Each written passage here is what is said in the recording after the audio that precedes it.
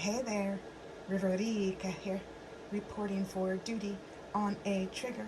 Thank you so much for shuffling states of emergency into adoption spirit magic with me and steering clear of danger. Heartily, we are grateful. In this session, we are exploring what the moon in Sagittarius on the 13th and 14th of March 2023 has to tell us about moving forward in the highest love and light. But before that, disclaimers. I am not a doctor, lawyer, therapist. I'm a fortune teller, so what I offer is no substitute for their services. Furthermore, what I share does not determine your future. Only your intentions and actions do. So please use your gifts of discernment before deciding what to gather and take away. And please, of course, take only what resonates and blow like a kiss the rest to the universe to cosmic compost back into beauty. This reading is intended for fun and games, for shits and giggles, for entertainment, for flexing our mind, body, heart, soul, spirit, and intuition. And at the least, I hope to cause harm to none, and at the most, I hope I may assist you on your healing path. All those disclaimers being said, let me introduce our helpers in this session. I have lit candles for Mother Earth and Father Sky, for Source, for the neighbors, for the passers-by, for the homeless, those that kick them out of the homes, even those working against our spiritual progression. Also for harmony, unity, and balance, for Archangel Azrael, for our ancestors here in the highest love and light, and for those loves who have crossed over to Father Sky by suicide and the family and friends they left behind on Mother Earth, as well as the war-torn families, nations, countries, galaxies. And we thank Source for helping us all adopt success, transmuting these violent cycles into love. Heartily, we are grateful. We also have my wooden wand and my wooden dagger wand to help us cut through to the heart of the matter without harming a soul and to help us lift our spirits. And we have the world map, and we have the Sacred Geometry Activations Oracle by Lon. So wonderful. And we also have some Angelite. And I invite you to check out the properties of Angelite or the wooden wand or the wooden dagger or the candles or the sacred geometry on your own. Check 4 or 5 or 6 or 7 or 27 different sites to see what resonates with you, because we are all different psychosocial science experiments, and what resonates for you may not resonate for me. And we want you to be able to help yourself and to understand what resonates with you. So I really enjoy inviting you to explore deeper on your own, as opposed to telling you what to do, right? Don't let me tell you what to do. That would be tyranny. We also have some sage, so I invite you to help us clear the space of obstructions, unwelcomes, interference, darkness, and the like, and streaming in grace to replace, and holding the intention of love, and only love we shall see. Thank you so much.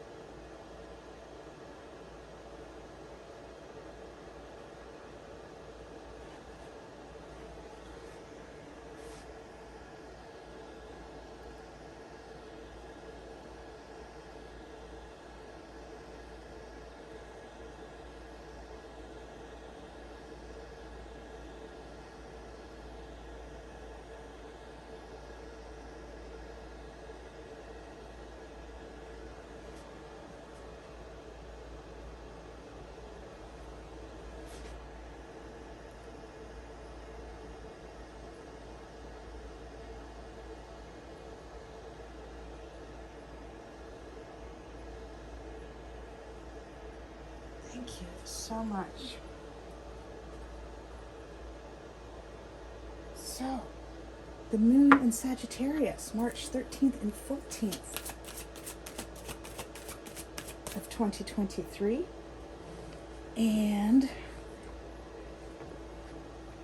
let's see what Sagittarius has to tell us about how we may move forward minding our business in the highest love and light.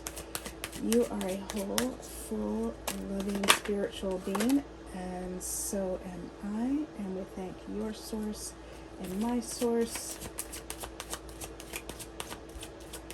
as well as our spirit team, angels, galaxy guides, ancestors, saints, sages, gods, goddesses, universes here in the highest love and light. And we thank your source and my source for immediately shifting the situation into what it needs to be, offering necessary insights, healings, acts of grace, protection. Heartily, we are grateful. And so it was, and so it was, and so it was, and so it was. Thank you for making this reading abundantly clear what we need to hear. Heartily, we are grateful. So, 3 cards came out to play with us today. We have, I love this, communication, throat chakra, and compassion. Let me get some pieces to hold these up.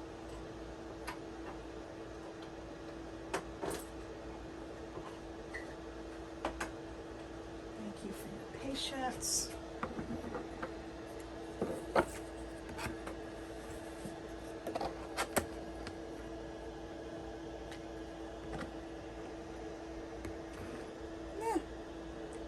We'll do it this way because you can't even see them all. So we'll just do one at a time and use one stand.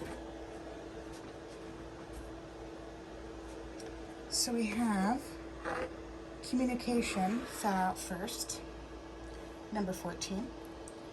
And then the throat chakra came out second, number 5. I love that. 14, the 1 and the 4 add up to a 5. And then the last one, compassion, 15. I love that. 14, 15, and 5, beautiful numbers. So let's talk about those numbers to start. Numerology is so much fun and can be so helpful in just helping us navigate situations and playing through our loss and trauma. And that number 1 is super inspiring. It invokes the creator. It initiates and begins. It brings your needs to a conclusion and puts yourself first. And this number 1 also helps with victim issues that cause us to put others first or take on their energy. So we can use that number 1, visualizing it, doing art with it, saying it, making a mantra out of it, making a song out of it, envisioning it over our space to help activate those properties and have fun with it. There's so many different ways. And that number 4 signifies foundation and stability. It provides grounding. It achieves balance like a chair with 4 legs, has 4 on the floor. And this number 4 helps ground and stabilize us, especially if others are pulling on us energetically, mentally, and emotionally. That's super helpful, right? I mean, all the times that that's happening, especially for orphans and adoptees who are put in a situation where we are expected to fulfill this social contract that is more often a prescription for the adopters to overcome a loss and trauma than about the adoptee or the orphan. And take it as it resonates. That's not true for everyone, of course.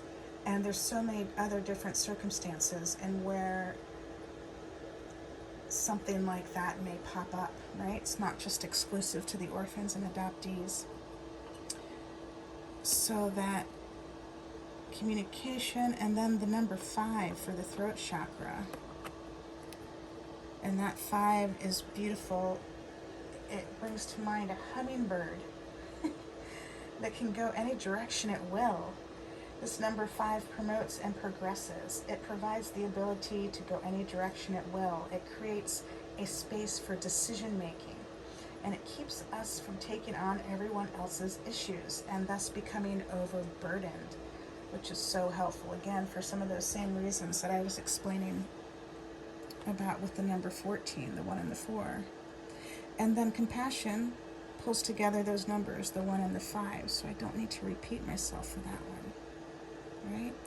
And of course, I invite you to check out different resources about numerology on your own, 4 or 5 or 6 or 7 different resources to see what resonates for you, to really make this your own, to really allow this to speak to you and help you along on your journey. So this communication card, so beautiful. Look at those colors. It's got the greens and the blues, the light blues, the dark blues, the indigo and the purple, suggesting to me how we really appreciate moving forward, speaking from our heart and our wisest self. That third eye chakra, the Ajna, the crown chakra, the Sahasrara chakra, and the throat chakra, the Vishuddha chakra. And that throat chakra invites a rebirth into the ether plane. And there's 2 ways to live from this space. Either we're seeking and sharing our truths, or we're becoming secretive, alone, and hidden in our knowledge. And which would you rather? Right? So let's explore this communication a little further. The frequency of communication supports our ability to exchange information in many different forms. It reminds us to run every piece of information, both incoming and outgoing, through our heart, the center of our truth, to stay in the flow of source and balanced exchange. That's a beautiful reminder, right? Beautiful reminder. Maybe you keep this for the month and look at it every day, check it out every day. Maybe you write down that frequency and reread it every day this month to help you move forward in the way that you desire. Solon goes on to say, communication is the process of sharing information between a sender and a recipient, which is reminding me, this oracle deck was published by Beyond Words. It's important for me to share that. For humans, this usually takes place through spoken and written words, gestures, behaviors, or touch. But it can also happen through more subtle languages like chemistry and energetics. Communication is at the core of all relations, whether interpersonal between people, or the way in which our inner world and body talk to us. While words have predominantly been the way of humankind has communicated for most of its modern history, the new energy invites us, even requires us, to develop our abilities to receive, translate, and share the messages that arise from the depths of us. Most of these messages will emerge as feelings and intuitive thought, and we might find that the words we have been using for so long hold far more complex and subtle energies than we ever imagined. And that leads to realizing more expanded and subtle meanings as well. The dolphins that swirl inside the 4 circles of this activation are representative of the mastery of relations. They support the awakening and developing of subtle communications while reminding us to keep a playful attitude as we learn these new skills. Meanwhile, the number 4 represents the form-based world in which we live. It is a reminder of the importance of applying all that we learn to the reality we collectively choose to create on this plane. The triangles in the middle represent the inner union and balance between the feminine and the masculine.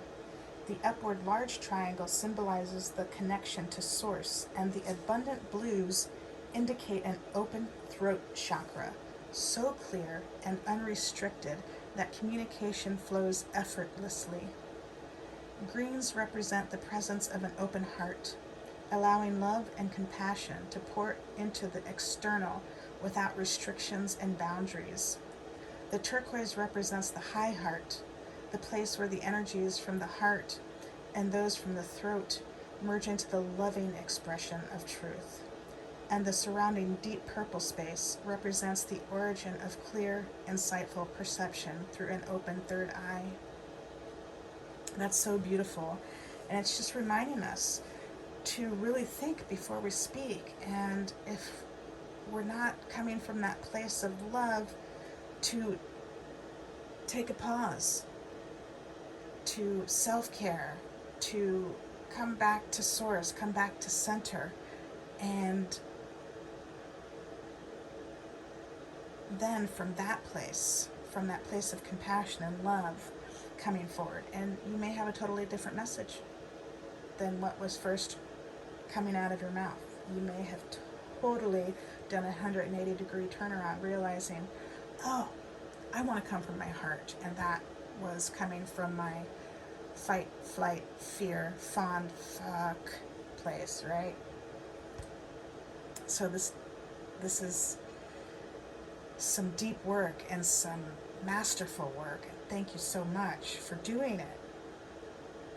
It makes a tremendous difference, especially with everything that's happening in the world the past couple years, and that's playing out as we speak, and that's coming in the future. Solon invites us, try this. Take a moment to go inside and feel what your body is communicating to you. Is it happy? Is it sad?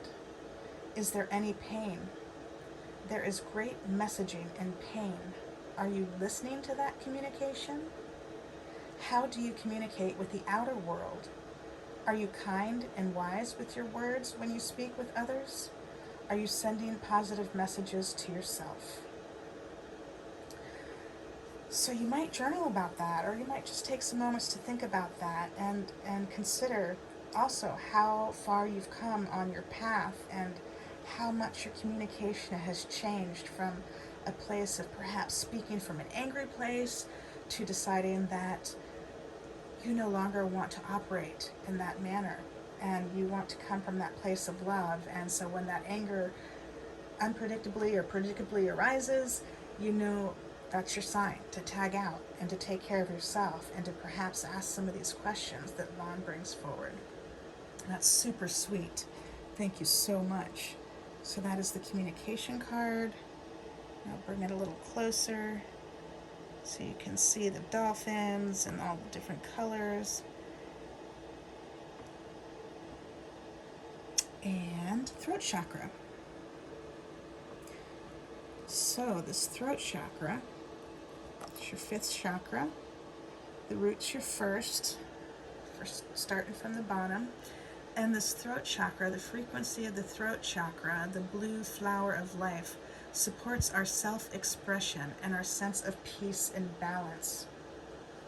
That balance coming up again with everything that's been happening in the world over the past 3 years and presently, and what's happening in the future. This is so important to do what we can to self-care and maintain our balance, and notice when we're not in balance, and to do what we need to do to play the cards we need to play, to return to our balance, to return to our center and our source. So Lon shares more about this throat chakra. She says, the flower of life is a geometric shape recognized by many cultures all over the planet. It consists of 13 equal circles that intersect at the middle of each circle, creating a perfectly proportioned flower.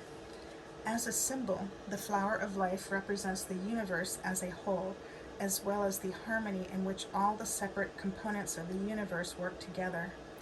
This beautiful pattern is often used to indicate our understanding of our connection, as humans and as spiritual beings, to the whole. The color blue is associated with the fifth, or throat chakra, located in the area of the neck. It is linked to communication and our ability to express our needs and desires. Blue is cooling, a mentally relaxing color, and it pacifies the nervous system. It connects us to holistic thought, it generates wisdom, and it supports our communication and speech skills. Blue is considered the color of truth. Its sense is hearing. And so that was a hot tip. that blue may be a color that we come to help us calm ourselves. And so maybe in those moments where you feel yourself out of balance or angry, and you are deciding you're going to play your cards and help yourself rebalance, you bring in blue. Maybe you do some blue art. Maybe you look at some blue art. Maybe you visualize blue. Maybe you take a walk and enjoy the sky blue. All the different ways that blue, you can play with blue. Solon asks us to try this. Think for a moment about the last time you really expressed a deep truth to someone. How did it feel to be completely honest and authentic in your expression? Are you always able to express yourself that way? If not, what holds you back? Wow, that's a deep question. And for myself and other adoptees and orphans that I've spoken to, that is really something that we have been developing in this lifetime, because our truth has been suppressed. Whether it is not knowing or being permitted to speak about our birth families or where we come from or our heritage or how we feel about adoption, or could we renegotiate the contract to make it more equitable, all the different ways that we've been shut down. And we can see in current events right now how this is happening with some public figures that happen to be adoptees. And so I'm sending you hugs out there for all the work you have done and what you have struggled through to be able to express yourself. And I'm so proud of you for doing the work that you've done all these years to get to where you are now, and to be able to clear that throat chakra and have a healthy throat chakra and speak your truth and share that with others in a way that you feel safe and comfortable, and knowing who you can share that with, right? And there's those people in your life who really get it and understand and are there for you and listen, right? The blue is considered the color of truth, and it senses hearing, and how important it is to know who you really can turn to, who's going to hear you out in a fair and equitable way. So beautiful, that throat chakra. Maybe you sing some songs about blue, you know. Sing a song, make it simple, to last your whole life long. So next we have compassion. Sagittarius moon is being so generous with us and playing with us with these numbers as well, and these concepts all tying together. I love it. It's so beautiful. The frequency of compassion supports our ability to stand by others without judgment and be the divine mediator between heaven and earth, spirit and matter, so that unconditional love can flow from source through our heart and into the world. This is huge. So many of us have been really flexing that compassion and our ability to stand by others without judgment, right? Especially in this world where you hear so much judgment from, what people are wearing at the latest awards event, to different sports teams, to different personalities or political figures, parents and their children, children to their parents, friends to friends, husbands to wives. It goes on, all the judgment. And so many of us have been working to drop that judgment and be able to come from a place of compassion so we can stand by others and be that divine mediator. And also understanding when it's not our turn to do that, right? There's these times when it's not so safe. And for example, orphans and adoptees who have been in a position where ties were cut, and then they found themselves in another position where they had to cut ties in order to be safe and sound, because the social contract was not working out so equitably. The respect of understanding that a person is grief struck by loss and may lash out isn't returned both ways often in those relationships. So, for example, the parent expects that the child understand, oh no, I lashed out in grief, I didn't mean it, I'm not a bad person, stuff just happens. And often that same respect isn't returned. And the child is misperceived as the bad seed or the bad child, quote unquote bad. And that's not just in the parent-child relationships. There's so many different ways that plays out, but that seems to be an origin. And of course, take what resonates and blow like a kiss what doesn't back to the universe for cosmic composting. We're talking about some super sensitive stuff that it's important to really take care of yourself first. And if this reading's not for you, it's not for you, and that's all right. So Lon goes on to share with us, the word compassion derives from the Latin words cum, meaning with or together, and pati, meaning to suffer. So compassion can be described as the act of sharing in or being with another's struggle or suffering. Oftentimes, it includes the desire to alleviate this discomfort through benevolent action, sensitive understanding, and warm support. Compassion holds the highest energy of all human emotions. It is at the center of the multidimensional communication between the human being and his or her higher self. And this communication is exclusive to humans, who have the unique capability to feel emotion that is rooted in their connection to Source. Human emotion can also shift reality. We can choose to move into an emotion and with that, shift the reality we are experiencing. When we reach an inner state of balance based on wisdom and maturity, and when we feel empathy without attachment to our own projection or expectation, compassion easily flows from our heart to others, to our planet, and to ourselves. The frequency of compassion reminds us that each one of us walks a unique and individual path in life, and that we create this reality based on the emotions and experiences we choose for ourselves.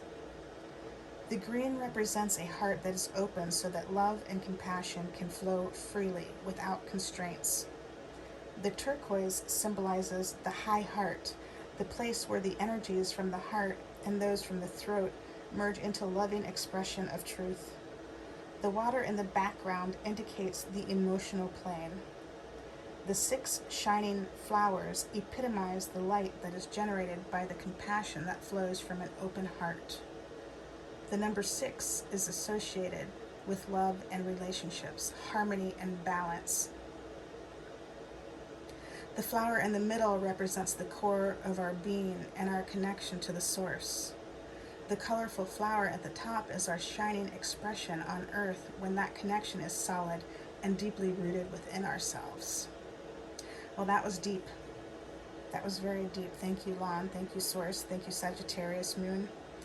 I appreciate that, all of that, but specifically this piece is jumping out at me. Compassion holds the highest energy of all human emotions, and it's making me think of the flip card of that, guilt and shame. And that is one of the 7 cards that every human is dealt. One of the 7 two-faced cards that every human is dealt during this lifetime on Earth as they adopt new life after loss and trauma. And the other 6 are loss, grief, mastery and control, rejection, identity, and intimacy. But it's so interesting to know compassion is the highest energy of all human emotions, and guilt and shame is one of the lowest.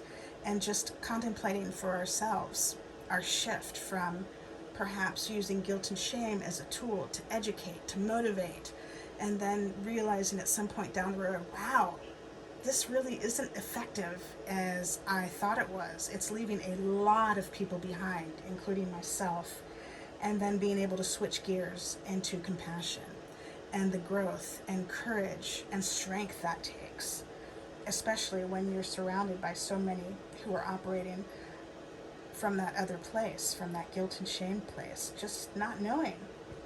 And so thank you so much for being so brave as to try a different way. And that number 6 is also reminding me that 1 and 5 add up to 6, as Lon mentioned. And so more to add to that number 6, it's a number of service. And it indicates the presence of light and dark and the choices we make between these two. It also helps us release the unconscious benefits of a repetitive pattern and embrace more joyful ways of responding to life, like choosing to let go of using guilt and shame to motivate or to teach or to educate, and choosing to use compassion instead. And this number 6 also defends against energies such as psychic invasions, and enables us to maintain our integrity by maintaining healthy energetic boundaries. And those psychic invasions, things of that nature,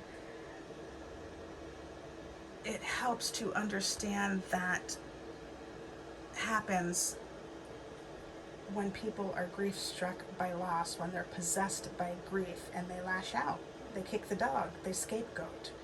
And so they might do things like psychic attack, like talk about you behind your back. And we've all been in that place, right? I mean, come on. And so we can have compassion and forgiveness and understanding for ourselves and others, and understand that we weren't really quote unquote evil. We were grief struck by loss and possessed by grief, and we can choose a different path. And sometimes it seems like we have no choice when there's so much grief.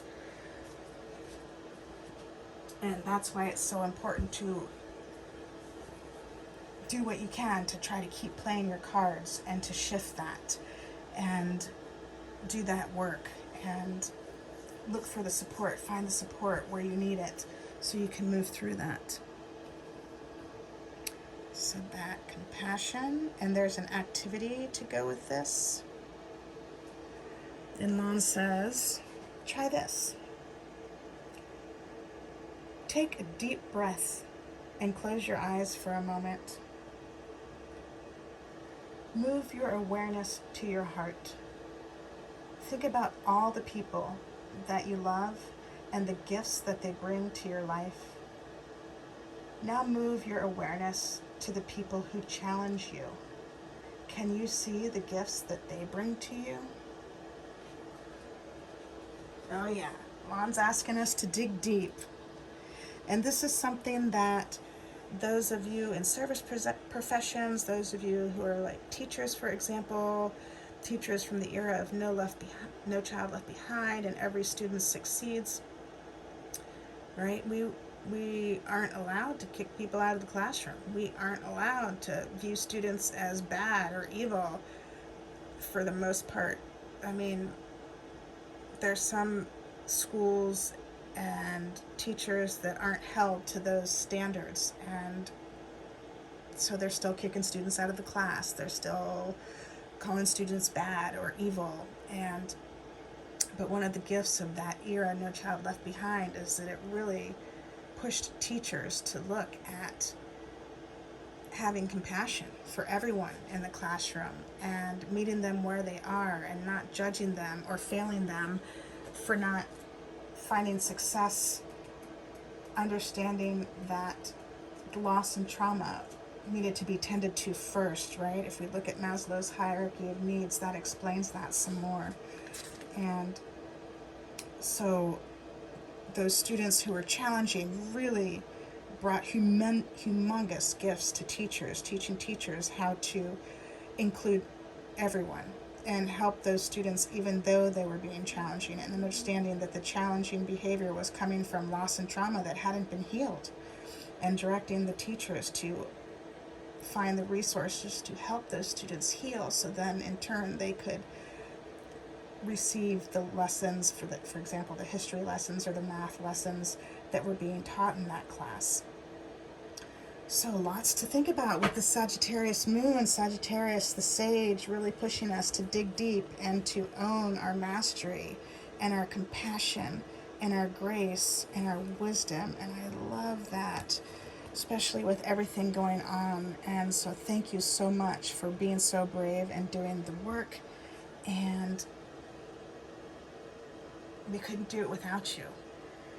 And so this is all I am seeing in this reading about the Sagittarius moon, sharing with us what we might want to lean into to help us move forward in the highest love and light.